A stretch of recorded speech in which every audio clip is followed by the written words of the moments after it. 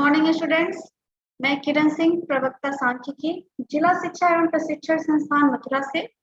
आज का हमारा टॉपिक है त्रिकोणमितीय अनुपात, ट्रिग्नोमेट्रिक रेशियो, जो कि डीएलएड फोर्थ सेमेस्टर का यूनिट 11 है। त्रिकोणमितीय अनुपात, त्रिकोणमितीय शब्द के शाब्दिक अर्थ की अगर हम बात करें तो इसका अर्थ है किसी भी त्रिभुज की भुजाओं को नापना, यानी किसी ट्रायंगल की जो साइड्स होती हैं उनका मेजरमेंट। आप सभी त्रिभुज, स्पेशली समकोण त्रिभुज यानी राइट एंगल ट्रायंगल के बारे में जानते होंगे। जब हम एक समकोण त्रिभुज के न्यून कोणों के सापेक्ष त्रिभुज की भुजाओं के अनुपातों का प्रयोग करते हैं तो इन भुजाओं के अनुपात को त्रिकोणमितीय अनुपात कहते हैं। सपोज कर लीजिए आपके स्क्रीन पे जो राइट एंगल ट्रायंगल दिख रहा है एसीबी है, इसमें एसी जो है वो कर्ड है, कर्ड यानी कि हाइपोटेनस, एबी है आधार यानी बेस और सीबी लंब है, परपेंडिकुलर है। जो त्रिकोणमितीय वर्ड यूज हुआ है वो होता है sine theta, cos theta, tan theta, cosec theta, sec theta और कॉट थीटा। एक राइट एंगल ट्रायंगल में अगर साइन थीटा निकालना होता है तो उसके लिए फॉर्मूला यूज होता है लंब बटे कर्ड, यानी आपका जो परपेंडिकुलर हाइट है और जो हाइपोटेनस है उसका जो रेशियो होगा वो साइन थीटा होगा। कॉस थीटा के लिए फॉर्मूला यूज होता है आधार बटे कर्ड, टैन थीटा के लिए फॉर्मूला यूज होता है लंब बटे आधार, कोसेक थीटा के लिए फॉर्मूला यूज होता है कर्ड बटे लंब और सेक थीटा इक्वल टू होता है कर्ड बटे आधार। कॉट थीटा के लिए होता है आधार बटे लंब। आधार, लंब और कर्ड, इसका फॉर्मूला याद करने के लिए सबसे जो आसान तरीका होता है वो होता है LAL अपॉन KKA, यानी इसको अगर हिंदी में लर्न करना हो आपको तो लाल बटे कक्का बोलते हैं। ठीक है, L और K ये जो रेशियो होता है ये प्रेजेंट करता है साइन। ठीक है, A अपॉन K का जो रेशियो होता है ये प्रेजेंट करता है कॉस और L अपॉन A का रेशियो जो होता है वो प्रेजेंट करता है टैन। ठीक है, और इसका जो अपोजिट होता है यानी ये L अपॉन A है, अब अगर A अपॉन L हो जाए तो ये आपका प्रेजेंट करेगा कॉट को, K अपॉन A प्रेजेंट करेगा सेक को और K अपॉन L प्रेजेंट करेगा कॉसेक। तो सिंपल सी चीज है L A L upon K K A और ये है आपका साइन, ये है कॉस और ये पोर्शन जो है वो है टैन। ठीक, और इसका अपोजिट जब ले आएंगे रिवर्स यानी A अपॉन L ये हो जाएगा आपका कॉट, K अपॉन जो A होगा वो हो जाएगा सेक और K अपॉन L जो है वो हो जाएगा कॉस। L क्या है यहाँ पे लंब, A है आधार और K है कर्ड। एक चीज और, हम साइन का जो फुल फॉर्म होता है हम देख सकते हैं यहाँ पे, तो साइन का जो फुल फॉर्म है वो है साइन, SINE, तो शॉर्टकट में SIN लिखते हैं, साइन थीटा, फुल शॉर्टकट में लिखा जाता है साइन। ओके, यहाँ इस हट जाता है। कॉस को बोलते हैं कोसाइन, कोसाइन। ठीक है, और टैन का जो पूरा नाम है वो है टैंजेंट,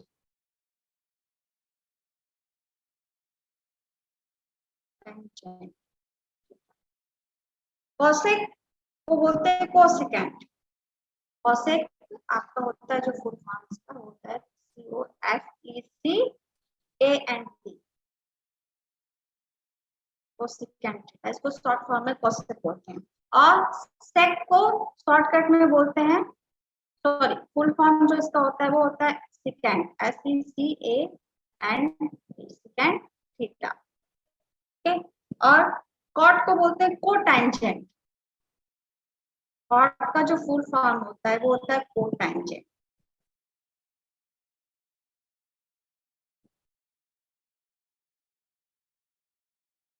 एक चीज ध्यान रखिएगा, ये राइट एंगल ट्रायंगल है 90 डिग्री का और थीटा जो है ये है, तो ये थीटा यानी कोई भी कोण और 90 अंश का जो कोण है इन दोनों को जो साइड मिलाएगी वही होता है आधार। आधार आपका जरूर नहीं हो कि किसी भी राइट एंगल ट्रायंगल में नीचे ही हो, सिर्फ ध्यान देने की बात है कि जिस एंगल की बात की जा रही है वो एंगल हो और 90 डिग्री का एंगल हो। तो इन दोनों एंगल्स के बीच की जो साइड होगी वो होगी आधार यानी कि बेस। एक और इम्पोर्टेंट चीज है जो आपको ध्यान रखना है कि साइन थीटा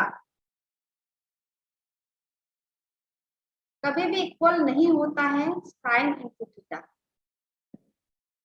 यहाँ आपके साइन की जगह कॉस टैन कॉस कुछ भी हो सकता है, ठीक है। और साइन स्क्वायर थीटा जो है इसका मतलब होता है कि साइन थीटा का whole square. Sine cos tan cos sec cosec इन सबके लिए दोनों चीजें जो होती है वो लागू होती है।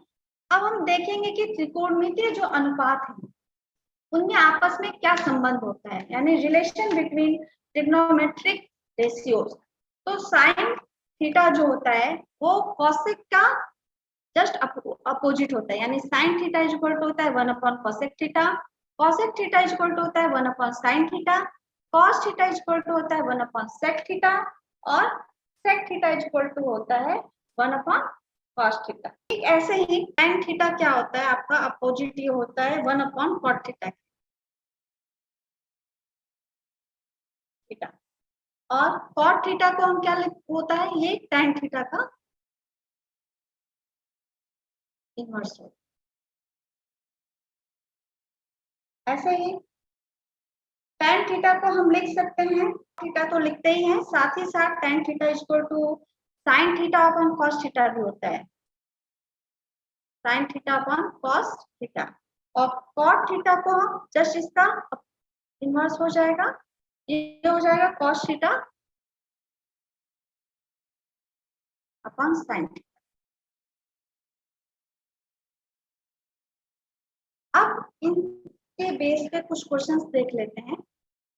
यदि सेक थीटा इक्वल टू 2 हो तो कोण थीटा के सभी त्रिकोणमितीय अनुपात ज्ञात करने को पूछता है। सपोज कर लीजिए कि आपका राइट एंगल ट्रायंगल, ठीक है, सी ए बी, ये जो एंगल है वो 90 डिग्री का है और इस एंगल को हम बोल रहे हैं थीटा। या क्या हुआ हमें क्वेश्चन में sec theta equal to 2, sec theta को हम क्या लिख सकते हैं 1 अपॉन कॉस थीटा,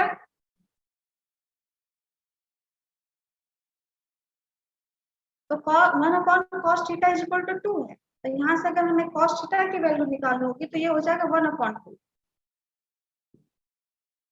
1 अपॉन 2। अच्छा, हमने आपको फॉर्मूला बताया था एल ए एल अपॉन के ए ए, ये था साइन के लिए, ये फॉर्मूला जो यूज होता है ए अपॉन के था वो कॉस के लिए। तो कॉस है 1 थीटा है 1 अपॉन 2 और कॉस थीटा इक्वल टू होता है ए अपॉन के, ए है आपका आधार और के है कर्ड, तो यानी कि 1 जो हो गया वो आपका आधार हो गया ये साइड ए बी, और 2 है वो कर्ड हो। अब हम पाइथागोरस चूंकि राइट एंगल ट्रायंगल एबीसी है तो पाइथागोरस अगर थ्योरम हम लगाएं, हमको बीसी साइड ज्ञात करनी है, इसकी वैल्यू निकालनी है। तो पाइथागोरस थ्योरम से होता है कि कर्ड का वर्ग यानी एसी का square equal to A B square plus B C square. हमें निकालना है बीसी, तो हम लिख सकते हैं बीसी का square equal to A C square minus A B square, और ये हो जाएगा हमारा जो नेक्स्ट स्टेप है वो हो जाएगा BC equal to under root A C square minus A B square. This implies BC is equal to, हमें AC की वैल्यू पता है under root 2 square minus AB की वैल्यू 1 है यानी 1 का स्क्वायर, तो इसको जब हम सॉल्व करेंगे तो 2 का स्क्वायर होगा 4 और 1 का स्क्वायर होगा 1, यानी कि हो जाएगा 4 माइनस 1 अंडर रूट 3, यानी ये जो हमें वैल्यू मिली वो है अंडर रूट 3। अब हमें तीनों साइड्स मिल गए, तो जब भी त्रिकोणमितीय अनुपात पूछे यानी कि sine theta sine cos tan cot sec cosec पूछ रहा है, और तो आपको करना क्या कि उस राइट एंगल ट्रायंगल का जो भी हिंट दिया हुआ है क्वेश्चन में उस हिंट के माध्यम से आपको तीनों साइड्स देख निकाल लेनी है। दो साइड्स पता होगी, सिर्फ एक साइड निकालनी होगी। तो जब तीनों साइड आपको पता होगी तो उसके बेस पे आप सिंपल फॉर्मूला यूज करेंगे। साइन थीटा इक्वल टू हो जाएगा आपका, साइन थीटा के लिए हम लोग फॉर्मूला यूज करेंगे, साइन थीटा होगा एल अपॉन के, यानी कि आपका, और एल क्या है बीसी और के है एसी, तो यहाँ हो जाएगा √3 अपॉन 2। ऐसे ही कॉस थीटा की वैल्यू जब निकालनी होगी तो क्या पता ही आपको, हम यहाँ कॉसेक थीटा निकाल लेते हैं। कॉसेक थीटा के लिए 1 अपॉन साइन थीटा का इसमें आपस में यही संबंध होता है कि इसका अपोजिट यानी इनवर्स हो, तो 1 अपॉन साइन थीटा, और 1 अपॉन साइन थीटा की वैल्यू हमें पता ही है, तो 1 अपॉन √2/2, इसको हम लिख सकते हैं 2 अपॉन √2। हमें साइन पता चल गया, कॉसेक पता चल गया, कॉस पता ही है, सेक पता है, अब पता करना है हमें सिर्फ tan और cot। तो tan के लिए हम सेम फॉर्मूला यूज करेंगे, tan थीटा इक्वल टू होता है, ये है साइन कॉस tan यानी लंब बटे आधार, तो L अपॉन A, लंब आपका हो गया √3 और A है 1, √3 अपॉन 1 यानी कि √3। cot थीटा निकालने के लिए क्या करेंगे कि 1 अपॉन tan थीटा होता है, इक्वल टू होता है 1 अपॉन tan थीटा यानी कि 1 अपॉन √3। तो हमारे जो त्रिकोण अवमितीय अनुपात है वो तो पहला मिल गया साइन थीटा, सेकेंड है कॉस थीटा निकाल ही लिया है, tan थीटा, cot थीटा और सेक थीटा पता है, कॉसेक थीटा निकाल। तो ये सारे हो गए त्रिकोणमितीय अनुपात। नेक्स्ट क्वेश्चन है, यदि tan b इक्वल टू √3 हो तो sin b और cos b की वैल्यू पूछ रहे हैं। तो tan b के लिए हम क्या करेंगे कि सबसे पहले तो हम एक राइट एंगल ट्राइंगल बनाएंगे, ये हमारा 90 डिग्री हो गया, और ये है नाम दे देते हैं ए बी सी, और यहाँ हमारा फॉर्मूला ये मान सपोज कर लीजिए थीटा है, तो tan b इक्वल टू √3 है, tan b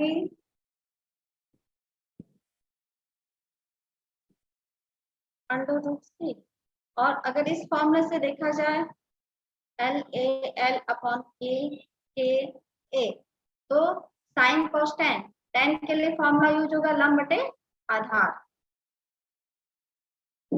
लंब बटे आधार, और यहाँ लंब का मतलब है आपका, लंब हो गया AC, आधार हो गया BC, ठीक है। √3 को हम √3 अपॉन 1 लिख सकते हैं, तो AC हो गया √3 और BC हो गया 1।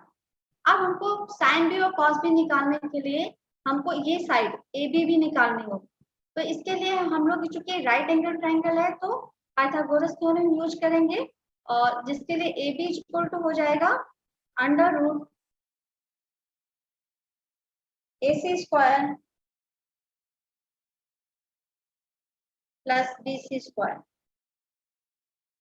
और इसके लिए फॉर्मूला जो होगा वो होगा AC है √3 का होल स्क्वायर प्लस BC है 1, तो 1 का स्क्वायर हो जाएगा, √3 का स्क्वायर होगा 3 और 1 का स्क्वायर 1 होता है, तो ये हो जाएगा √3 + 1 इक्वल टू √4, और √4 की वैल्यू होती है 2, तो हमें AB मिला 2। AB BC और AC हमें पता चल गया। निकालना हमें साइन B, साइन B के लिए फॉर्मूला यूज होता है लंब बटे आधार, लंब है हमारा AC, आधार है BC, और इनकी वैल्यूज पुट कर दीजिए √3 अपॉन 1 यानी √3, और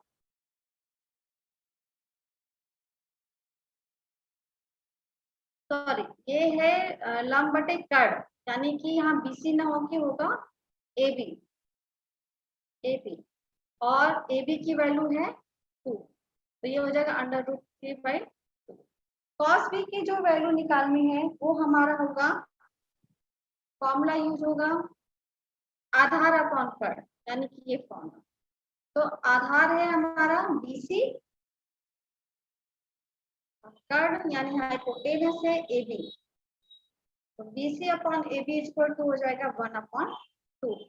ये हमारा फाइनल आंसर रहा। sin B इक्वल टू √3/2 और cos B इक्वल टू 1/2। अब हम क्या करते हैं कि कुछ विशेष कोणों के त्रिकोणमितीय अनुपात निकालते हैं, जो trigonometric ratios of particular angles. Okay, तो हमको यहाँ निकालना है 30 एंगल, 30 डिग्री और 60 डिग्री के त्रिकोणमितीय अनुपात। तो इसके लिए हम क्या करेंगे कि सबसे पहले एक राइट एंगल ट्रायंगल बनाएंगे।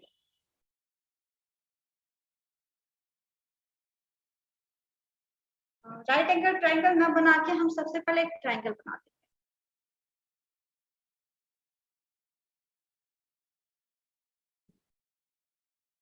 अब इसमें ये है triangle A B C। Angle A से एक परपेंडिकुलर एक लंब हम खींचेंगे जो होगा पॉइंट B, और ये परपेंडिकुलर है, AD परपेंडिकुलर है BC पे। ठीक है, अब हमको क्या करना है कि सपोज कर लीजिए कि ABC क्या आपका एक समबाहु त्रिभुज है। ट्रायंगल ABC क्या है? समबाहु त्रिभुज है। समबाहु त्रिभुज की विशेषता होती है कि उसकी तीनों जो साइड्स होती हैं वो इक्वल होती हैं।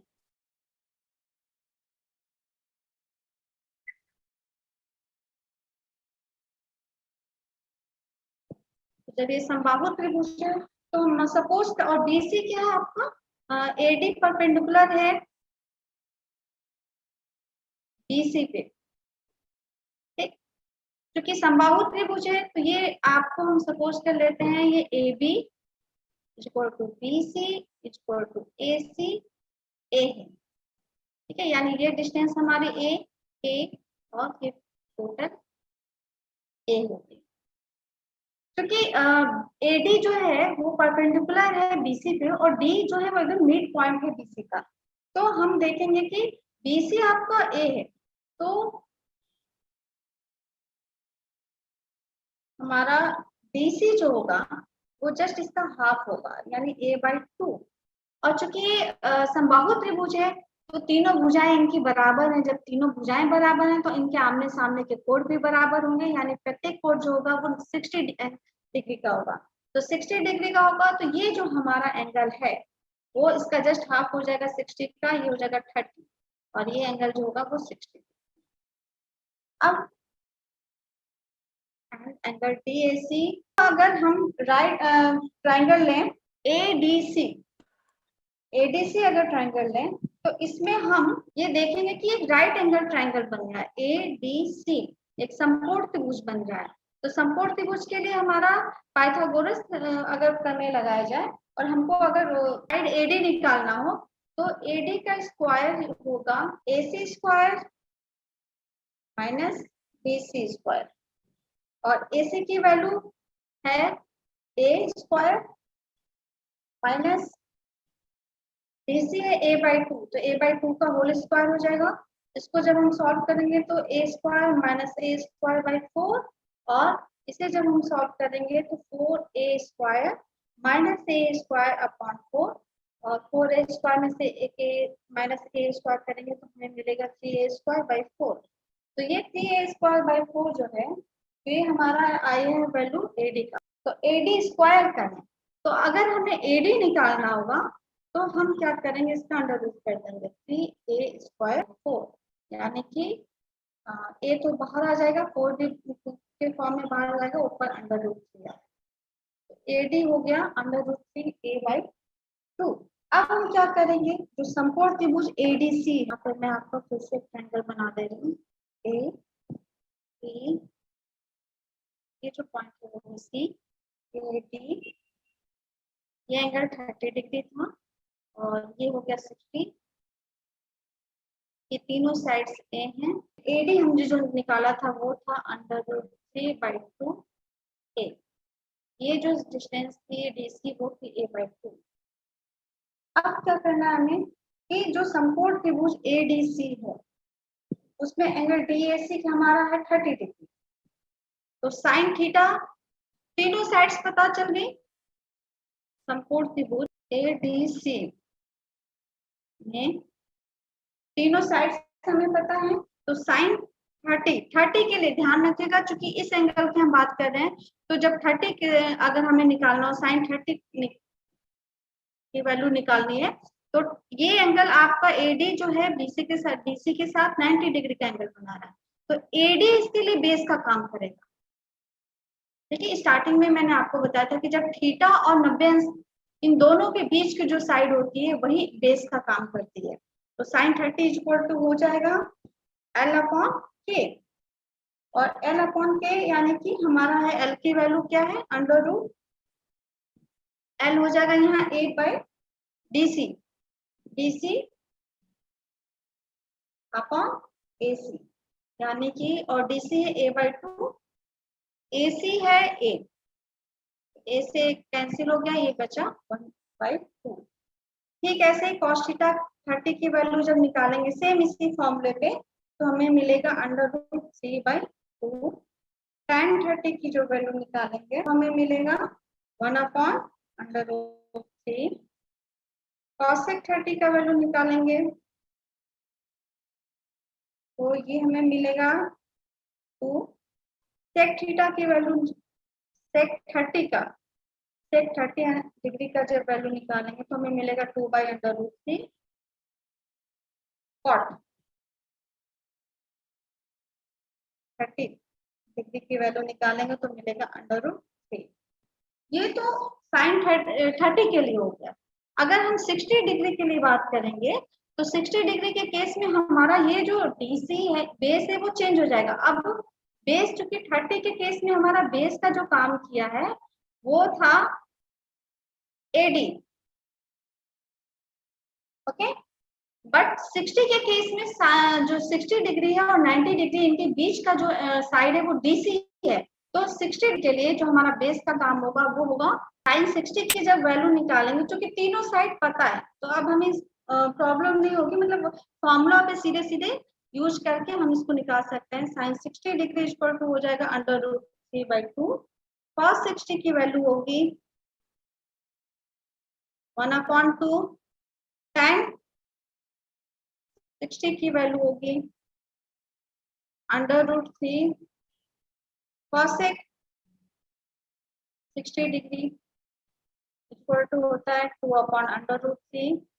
ये सारा हम लंब चूंकि तीनों साइड पता है तो उन्हीं साइड्स का यूज करते हुए, ये फॉर्मूला यूज करते हुए निकालेंगे, वैल्यूज पुट कर देंगे, उसके बाद ये आंसर आ जाएगा। cosec 60 हो गया sec 60, sec 60 के लिए फॉर्मूला यूज होगा 2, और cot 60 के लिए फॉर्मूला यूज होगा, ये चाहे तो हम यहाँ से tan का जस्ट अपोजिट कर सकते हैं, tan 60 अंडर रूट 3, तो ये हो जाएगा 1/√3। साइन कॉस अगर tan पता है तो बाकी का इसके बेस पे हम निकाल सकते हैं, जस्ट इसका इन्वर्स कर देंगे, साइन कॉसेक साइन का इन्वर्स हो जाएगा, सेक कॉस का इन्वर्स हो जाएगा, और कॉट जो है वो tan का इन्वर्स हो जाएगा, हमें ये वैल्यू मिल जाएगी। अब ये तो था 30 डिग्री और 60 डिग्री के लिए। अब हम बात करते हैं 45 डिग्री के त्रिकोणमितीय अनुपात, यानी कि sin 45 cos 45 tan 45 cot sec cosec, ये 45 जब डिग्री के होंगे तब इनकी वैल्यू क्या होती है। तो सबसे पहले एक हम इसके लिए एक राइट एंगल ट्रायंगल बना लेते हैं, इनका नाम दे देते हैं BAC, और क्योंकि 45 है, एक ये राइट एंगल ट्रायंगल है, तो ये जो एंगल है वो 90 डिग्री का है और ये 45 का है, तो जाहिर सी बात है किसी भी एंगल के जो तीनों इंटीरियर किसी भी ट्रायंगल के जो तीनों इंटीरियर एंगल्स होते हैं उनके जो सम होता है वो 180 डिग्री है, तो ये भी अपने आप आपका 45 डिग्री हो जाएगा। ठीक है, अब हमको क्या करना है कि ये जो ट्रायंगल ABC है उसमें एंगल C आपका 90 डिग्री दिया हुआ है, एंगल A है 45 डिग्री, तो एंगल A आपका 45 है तो एंगल B भी 45 डिग्री हो गया। अब हम देख रहे हैं कि एंगल A और एंगल B बराबर है, तो इसका मतलब क्या हुआ कि BC जो है वो इज इक्वल टू है CA के। ठीक है, और सपोज कर लेते हैं कि ये वैल्यू है A, BC A है, AC A है, तो पाइथागोरस अगर हम थ्योरम लगाएं तो हमारा ए बी क्या हो जाएगा, अंडर रूट बी सी का स्क्वायर प्लस ए सी स्क्वायर, और बी सी है ए स्क्वायर, ए सी भी ए है तो ये भी ए स्क्वायर हो जाएगा, यानी कि ए बी जो हो जाएगा हमारा A B is equal to under root 2a square. अब जब अंडर रूट 2a स्क्वायर को सॉल्व करेंगे तो ए तो बाहर आ जाएगा क्योंकि स्क्वायर के फॉर्म में, बट अंडर रूट 2 ऐसे ही रहेगा। तो हमें ए बी की जो वैल्यू मिली वो मिली है ए अंडर रूट 2। तीनों साइड पता चल गई। जब तीनों साइड्स पता चल गई तो जो राइट एंगल ट्राइंगल है ए बी सी, इसमें हम साइन बी साइन 45 और साइन 45 के लिए सिंपल जो फॉर्मूला हमारा यूज होगा, यहाँ पर मैं एक बार और बना दे रही हूँ राइट एंगल ट्राइंगल को। ये है बी सी ए और हमारा बी सी ए भी आया था under root 2a, B C था ए सी है ए। तो साइन 45 है तो साइन 45 के लिए सिंपल हम लोग फॉर्मूला जो एल एल अपॉन के ए लंब बटे कर्ण, लंब क्या है इसके लिए, हमारा ये एंगल 45 है, ये बेस है तो लंब हो गया बीसी, लंब बटे कर्ण यानी कि बीसी अपॉन ए बी, और बीसी अपॉन ए, बीसी की वैल्यू ए बी की वैल्यू है अंडर रूट 2a, ए से कैंसिल हो गया, ये मिला 1 अपॉन अंडर रूट। सेम इसी फॉर्मूले पे हम लोग निकालेंगे cos 45, cos 45 की वैल्यू जो होगी वो होगी 1 अपॉन अंडर रूट 2, tan 45 की वैल्यू हो जाएगी, सेम फॉर्मूले यूज करेंगे तो हमें मिलेगा 1। अब चूंकि साइन कॉस tan मिल गया है तो अब इसके बेस पे हम सेक कॉसेक और कॉट निकाल लेते हैं।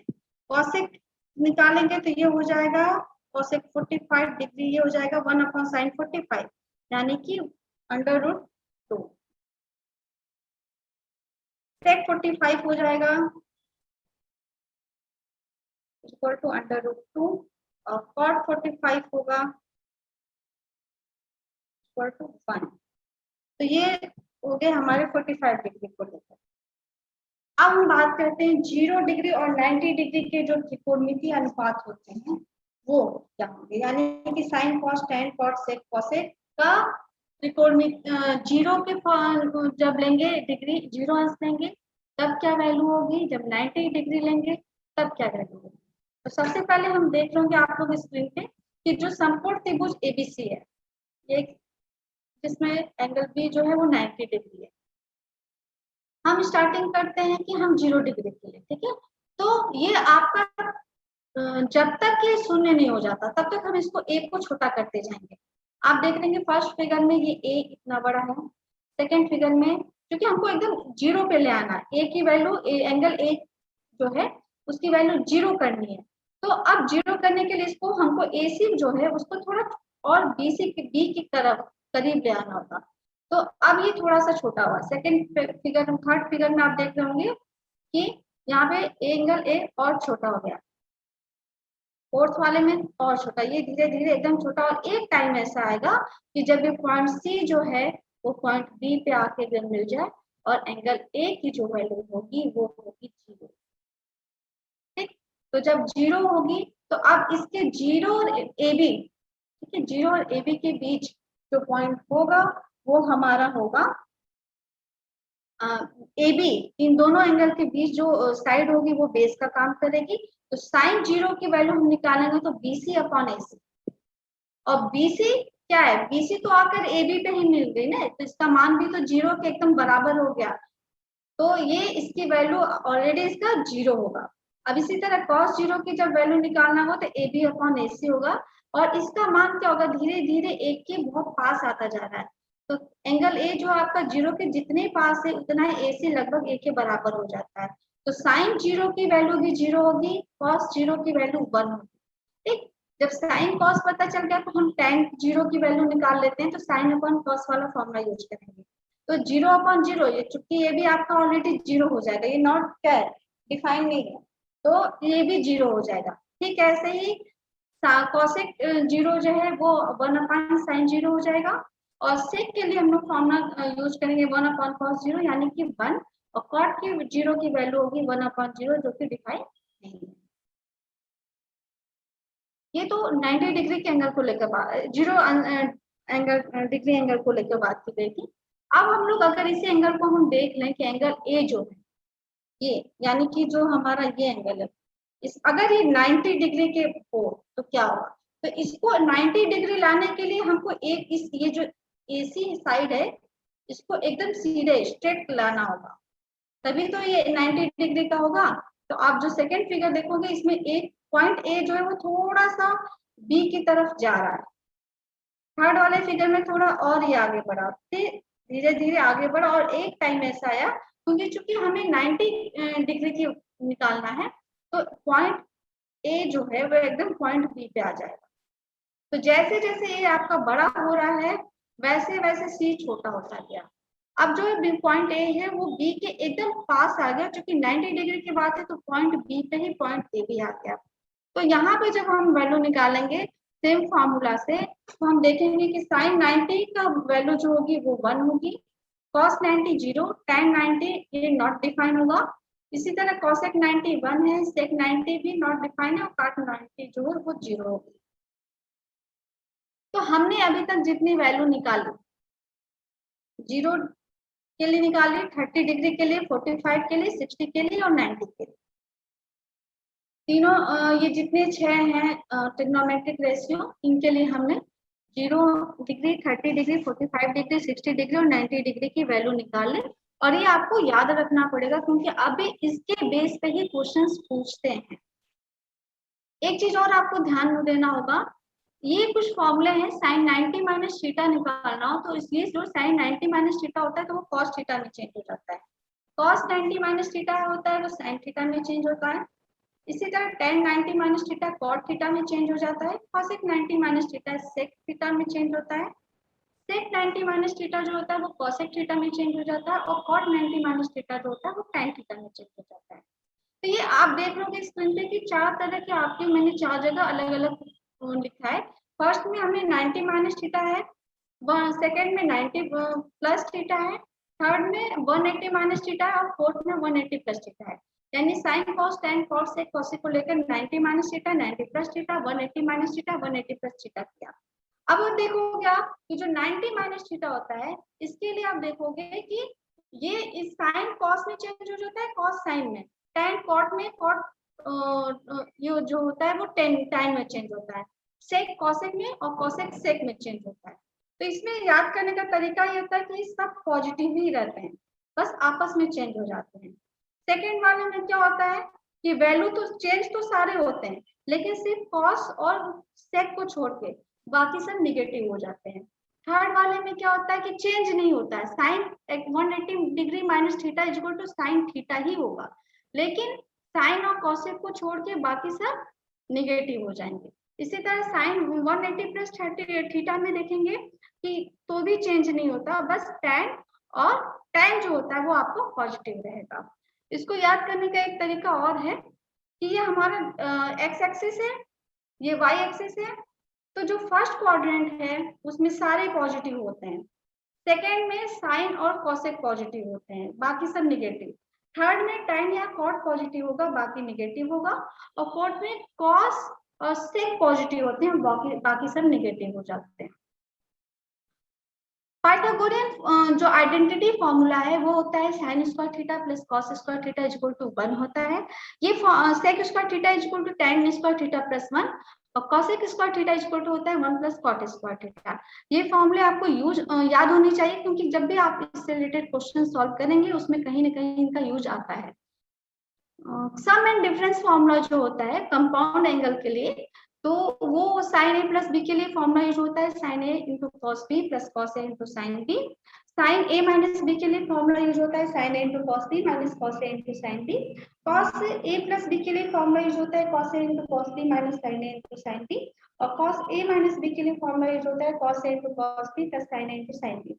tan a प्लस बी के लिए फॉर्मूला यूज होता है tan a प्लस tan b upon 1 minus tan a into tan b। और tan a माइनस b के लिए फॉर्मूला यूज होता है tan a माइनस tan b upon 1 plus tan a into tan b। अब जितना भी आपने अब तक पढ़ा उसके बेस पे हम कुछ क्वेश्चंस के माध्यम से मूल्यांकन कर लेते हैं। तो फर्स्ट क्वेश्चन है, यदि angle a equal to 30 degree हो तो sin 2a का मान क्या होगा। आपका एंगल दिया हुआ है और sin 2a की वैल्यू पूछ रही है। तो हम ऐसा करते हैं 2a यानी कि a इक्वल टू आपका दिया हुआ है 30 डिग्री, तो हमारा 2a हो जाएगा 2 into 30 degree equal to 60 degree. अब sin 2a की वैल्यू निकालनी है, यानी sin 2a की जगह हम 60 की रखेंगे। तो sin 60 की वैल्यू जो होती है, अभी हमने पीछे जो निकाले थे उसमें sin 60 की वैल्यू हमने निकाला था √3/2। नेक्स्ट क्वेश्चन है cos 60 degree cos 45 degree minus sin 30 degree into sin 45 degree, और इसका हमें वैल्यू निकालना है। तो cos 60 का जो अभी हमने टेबल आपको दिखाया, ये आपको पूरा याद होना चाहिए। Sine cos tan cos sec cosec 0 30 45 60 और 90 डिग्री में इनके क्या वैल्यू होती है। तो जब इसके बेस पे हम अगर देखेंगे तो cos 60 की वैल्यू होती है 1/2, cos 45 की वैल्यू होती है 1/√2 माइनस sin 30 की वैल्यू होती है 1/2 और sin 45 की वैल्यू होती है 1/√2। तो ये हो जाएगा 1/2√2 माइनस 1/2√2, क्योंकि दोनों नंबर सेम है तो जब माइनस करेंगे तो हमें मिलेगा इसकी वैल्यू 0। नेक्स्ट क्वेश्चन है sin 210 डिग्री और tan 270 डिग्री की वैल्यू। अब हमने तो 0 30 45 60 और 90 डिग्री तक का तो हमें लाना है, लेकिन 210 का नहीं पता है, 270 का वैल्यू नहीं पता है। तो इसके लिए हम क्या करेंगे कि sin 210 इसको हम लिख सकते हैं sin 180 डिग्री प्लस 30 डिग्री, क्योंकि 180 में जब 30 प्लस करेंगे तो हमें 210 मिलेगा। अब चूंकि हमने बताया था कि sin 180 degree plus theta equal to होता है माइनस sin थीटा, तो यहाँ पे हमारी जो वैल्यू होगी वो हो जाएगी माइनस sin 30 डिग्री, और sin 30 की वैल्यू हमें पता है -1/2 है sin 30 की वैल्यू। तो ये हो गया हमारा पहला आंसर sin 210 के लिए। अगर हमें tan 270 निकालना है तो इसके लिए फॉर्मूला यूज करेंगे हम लोग tan, और इसको हम लिख सकते हैं 180 प्लस 90, और tan 180 डिग्री प्लस 90 डिग्री इक्वल टू होता है tan, यहाँ पे जो एंगल होते हैं tan थीटा, तो tan थीटा की जगह tan 90 हो गया, और tan 90 की वैल्यू होती है 1, सॉरी इनफाइनाइट। नेक्स्ट क्वेश्चन है cos 53 degree upon sin 37 degree को सॉल्व करना है। तो cos को हम लिख चुके हैं, दोनों 53 की भी वैल्यू हमें नहीं पता है, 37 की भी नहीं पता है। तो cos 53 को हम लिख सकते हैं cos sin 90 माइनस थीटा, क्योंकि इससे जस्ट पहले हमने बताया था sin 90 minus theta equal to होता है cos थीटा। तो cos 53 को हम लिख सकते हैं sin 90 minus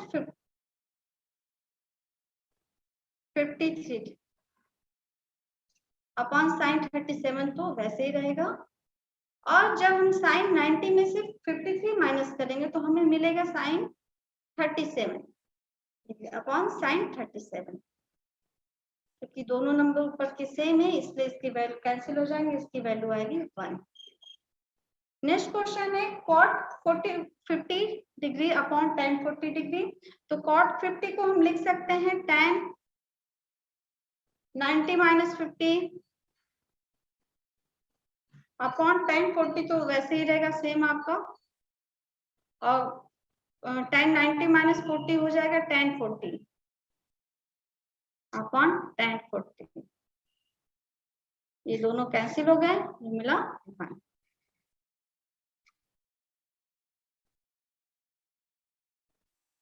cos 42 degree minus sin 48 degree है, तो इसको हम देखेंगे, cos को हम लिख सकते हैं sin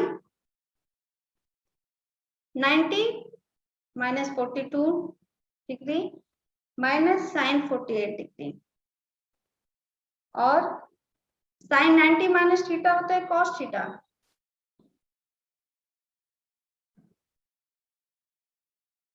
लेकिन यहाँ sin 90 में से जब 42 माइनस करेंगे तो ये हमें मिलेगा sin 48 degree minus sin 48 degree,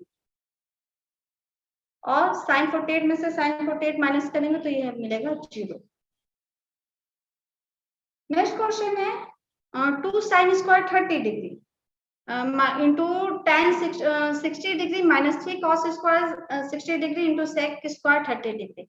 तो 2 को हम ऐसे लिखेंगे sin 30 sin स्क्वायर 30 है, या इसका मतलब होता है sin 30 का स्क्वायर है, और sin 30 की वैल्यू होती है 1/2, तो यानी 1/2 का स्क्वायर। ये सारी चीजें हमने इसकी जगह लिखी। अब tan 60 की वैल्यू लिखनी है तो हम लिखेंगे √3 माइनस 3 cos स्क्वायर 60। तो cos 60 की वैल्यू होती है 1/2, तो cos स्क्वायर 1/2 का होल स्क्वायर, और sec स्क्वायर 30 हो जाएगा 2/√3 का होल स्क्वायर। अब जब इसको हम आगे सॉल्व करेंगे तो ये होगा 2 इंटू 1/2 का whole square 4 into √3 minus 3 into 1/2 का होल स्क्वायर हो गया 4, और 2/√3 का स्क्वायर हो गया 4/3। अभी हम देखेंगे 2 1 जा 2, 2 2 जा 4 कैंसिल हो गया, ये 4 से 4 कैंसिल हो गया, यहाँ बचा √3/2 माइनस, यहाँ पे ध्यान देंगे तो 3 से 3 भी कैंसिल हो रहा है 1, और इसको जब सॉल्व करेंगे तो ये होगा √3 माइनस 2/2। तो हमारा जो फाइनल आंसर मिला वो है √3 माइनस 2/2। आज का हमारा टॉपिक यही फिनिश होता है। Thank you.